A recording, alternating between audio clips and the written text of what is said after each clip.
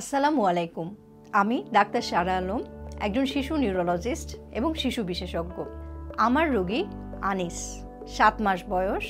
মা এবং তার দাদি বাচ্চাটাকে নিয়ে আমার রুমে আসলেন। দাদির প্রথম কথা ছিল, আমার নাতির তো 7 মাস বয়স হয়ে গেছে, এখনো বসে না, দাঁড়ায় না, মনে হচ্ছে ওর কোমরে কোনো সমস্যা আছে। ম্যাডাম, অনেক অর্থোপেডিক্স ডাক্তার দেখাইছি, অনেক শিশু ডাক্তার দেখাইছি, কিন্তু এখন পর্যন্ত সে বসতে পারতেছে না, ঘাটটাও ঠিকমতো শক্ত হয়নি। তো দেখেন তো ম্যাডাম, আসলে সমস্যাটা কোথায়? আমি কিছুক্ষণ তাকিয়ে থাকলাম আসলে দাদির দিকে, তারপর রোগীটির দিকে দেখে বোঝার চেষ্টা করলাম আসলে রোগীটি কিসের। এবং দেখেই আমি বুঝতে পারলাম, যেহেতু রোগীটির মাথাটা ছোট ছিল এবং রোগীর ঘাড় শক্ত হয়নি, রোগীটি সম্ভবত সেরেব্রাল পলসির দিকে যাচ্ছে। তো মাকে আমি জিজ্ঞাসা করলাম, মা, আপনার বাচ্চাটা কি জন্মের পরে কান্না করেছিল? সে বলল, না ম্যাডাম, নর্মাল ডেলিভারি হয়েছিল, ডেলিভারি হতে অনেক সময় লেগেছিল এবং এরপর যখন জন্ম নিল বাচ্চাটি, তখন বাচ্চাটি ঠিকমতো কাঁদে নেই। প্রথম দিন কোনো খিঁচুনি না হলেও দ্বিতীয় দিন খিঁচুনি হয় এবং তারপর তাকে হসপিটালে এনআইসিইউতে রেখে চিকিৎসা করা হয় 20 দিন। এরপর আমরা বাসায় নিয়ে আসি, আর কোনো খিঁচুনি ছিল না। কিন্তু এরপর থেকে আমরা লক্ষ্য করলাম বাচ্চাটির ঘাড় শক্ত হচ্ছে না এবং বাচ্চাটি বসতে পারছে না। মাটি খুব আগ্রহ সহকারে বাচ্চাটিকে আমার সামনে রাখ এবং সে যেটা করলো, সে বাচ্চাটিকে দাঁড়ানো অবস্থায় আমার কাছে রাখলো। আমি বললাম, মা, আপনার বাচ্চাকে দাঁড়াচ্ছেন কেন? ও তো একটু একটু দাঁড়াইতে পারে। এই যে দুইটা ইস্যু আমাদের সামনে আসলো, দুইটা প্রবলেম আমার সামনে আসলো, যেটা হয়তো মার কাছে অতটা বেশি মনে হয়নি। এক, সে বসতে পারছে না কারণ তার কোমরে দুর্বলতা। 2, বাচ্চাটি ঘাড় শক্ত হয়নি, বসতে পারে না, কিন্তু সে দাঁড়ানোর প্র্যাকটিস করছে বাচ্চাকে। আজকে এই দুইটি সমস্যা নিয়ে আপনাদের সাথে কথা বলবো। আমরা জানি জন্মের পরে ডেভেলপমেন্টের কিছু ধাপ থাকে, কখনোই সাধারণত একটা ধাপে স্কেপ করে আরেকটা ধাপে যায় না, কারণ ব্রেন ম্যাচুরেশন এভাবেই হয়, ব্রেন ডেভেলপমেন্ট ধাপে ধাপে হয়।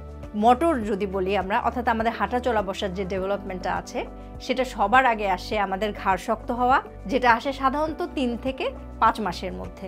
এরপর বসতে শেখা কারো 6 মাস, 7 মাস, 8 মাস লেগে যায় এবং আনসাপোর্টেড এবং পিঠ সোজা করে বসতে সাধারণত 7 থেকে 8 মাস বা কারো কারো ক্ষেত্রে 9 মাস লেগে যায়। তাহলে কি হলো? প্রথমে ঘাড় শক্ত হলো, তারপর শিখলো। এই যে ঘাড় শক্ত হওয়া এবং এই বসতে শেখার যে আমাদের মাসেলগুলো যে শক্ত হলো, অর্থাৎ আমাদের যে ঘাড়ের মাসেল, আমাদের যে কোমরের মাসেলগুলো স্ট্রং হলো, কন্ট্রোল ফিরে পেলো, এই কন্ট্রোলটা কিন্তু 100% আসবে ব্রেন থেকে।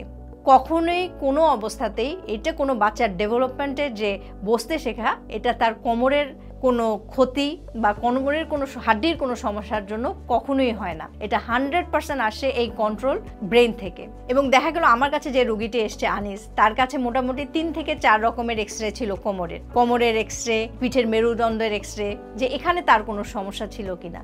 সো আমাদেরকে, যেহেতু আমাদের পেশেন্ট ম্যানেজমেন্ট করতে হবে, এই ধরনের যারা হাঁটতে চলতে বসতে দেরি হয়, সেরেব্রাল পলসির পেশেন্ট, সেক্ষেত্রে অবশ্যই যেটা করতে হবে, এ ধরনের ভ্রান্ত ধারণা থেকে আমাদেরকে বের হয়ে আসতে হবে। 1 নম্বর ভ্রান্ত ধারণা, কখনোই বসতে শেখার জন্য বা হাঁটতে শেখার জন্য কোমরের হাড্ডি বা কোমরের সমস্যা থেকে এটা আসে না। এটা আসে এখানকার যে মাসেলগুলো আছে, এই মাসেল পাওয়ারগুলো অ্যাচিভ করে না, কারণ তার ব্রেন দুর্বল, ব্রেন ম্যাচুরেশন হয় না। 2 নম্বর ভুল যেটা আমাদের হয় মায়েদের, বা এই ক্ষেত্রে যারা করেছে, সে হচ্ছে যে বাচ্চাটার ঘাড় শক্ত হয়নি বা যে বাচ্চাটাকে বসতে শিখেনি, সেই বাচ্চাটাকে যদি আপনি দাঁড়া করান, সে মা কিন্তু বলতেছে তার বাচ্চা দাঁড়া হয়, তার মানে নিশ্চয়ই কোনো একটা প্যাথোলজি আছে আন্ডারলাইন। সেক্ষেত্রে যেটা সমস্যা হয়, সেরেব্রাল পলসির বাচ্চাগুলোর হাত পা খুব শক্ত থাকে, আমরা বলি স্পাস্টিসিটি। হাত পা খুব শক্ত থাকার কারণে বাচ্চাগুলো যেহেতু হয় খুব শক্ত থাকে, দাঁড়া করলে সে কিছুটা আনসাপোর্টেড শক্ত হয়ে দাঁড়ায় থাকে।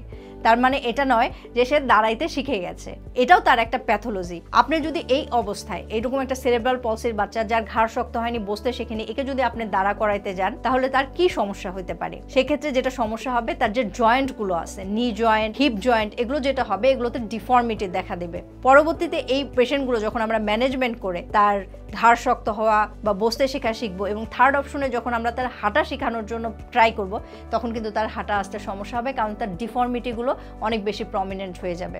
সুতরাং কোনো বাচ্চা, বিশেষ করে সেরেব্রাল পলসির, আমরা মাদেরকে সাবধান করি, যদি কোনো বাচ্চা আপনার বসতে না শেখে, সেক্ষেত্রে আপনি দাঁড়ানোর চেষ্টা করবেন না। এছাড়া দাঁড়াইলে আরেকটা যেটা হয়, পাগুলো গোল হয়ে বাঁকা হয়ে যাওয়ার চান্স থাকে, বোয়িং বলি আমরা, বোয়িং হয়ে যাওয়ার চান্স থাকে। আরেকটা ইম্পর্টেন্ট জিনিস যেটা আমরা চিকিৎসা দিতে যে আমরা ফেস করি সেটা হচ্ছে সেরেব্রাল পলসিকে যখন আমরা ট্রিটমেন্ট দিই, অর্থাৎ স্পাস্টিসিটির জন্য বাচ্চার হাত পাগুলো খুব শক্ত হয়ে থাকে, একদম মোড়ানো যায় না, ফলে ব্যায়াম করানো যায় না, তখন যেটা হয় আমরা কিছু রিল্যাক্সেন্ট এজেন্ট দিই, যেটাকে আমরা বলি মাসেল রিল্যাক্সেন্ট। এই রিল্যাক্সেন্টগুলো দিলে যেটা হয় আমাদের হিতে বিপরীত যেটা হয় সেটা হচ্ছে কি, যখন তারা মাসেলগুলো রিল্যাক্স হয়ে যায় আস্তে আস্তে কি হয় বাচ্চার পাগুলো নরম হয়ে যায়, তখন যখন মা আবার এই বাচ্চাটাকে দাঁড়া করাইতে যায় সে আর দাঁড়া হইতে পারে না, কারণ তার যে স্পাস্টিসিটির জন্য সে পাগুলো শক্ত করে রাখতো সেটা তার নষ্ট হয়ে গেছে, আস্তে আস্তে উন্নতির দিকে যাচ্ছে। তখন এক্ষেত্রে মায়েরা আবার কমপ্লেন সেকেন্ড ভিজিটে নিয়ে আসে যে ম্যাডাম আমার বাচ্চা তো আগেই ভালো ছিল, বাচ্চাটা দাঁড়াইতে পারতো কিন্তু এখন আর দাঁড়াইতে পারেন না ম্যাডাম, কি ওষুধ দিলেন, হাত পা নরম হয়ে গেছে। সো এই সমস্যাটা থেকে তরুণের জন্য আমাদেরকে এই ধরনের মাসেল রিল্যাক্সেন্ট দেওয়ার আগে আমরা সাধারণত মাকে বুঝাই দেই যে আস্তে আস্তে আমি এই ওষুধটা যেটা দিছি এটা খেলে হাত পা নরম হবে, এবং তখন আমাদেরকে ব্যায়াম করায় আস্তে আস্তে প্রথম থেকে মানে অ্যারেঞ্জমেন্ট অনুযায়ী আমাদেরকে ডেভেলপমেন্টগুলো উন্নতি করতে হবে। অর্থাৎ প্রথম ব্যায়াম আমরা শেখাবো ঘাড় শক্ত হওয়ার জন্য, তারপর আমরা তাকে ব্যায়াম দিব তার কোমর স্টেবল হওয়ার জন্য, অর্থাৎ বসাটাকে স্টেবল হওয়ার জন্য, নেক্সট আমরা ব্যায়াম করব হাঁটা শেখার জন্য।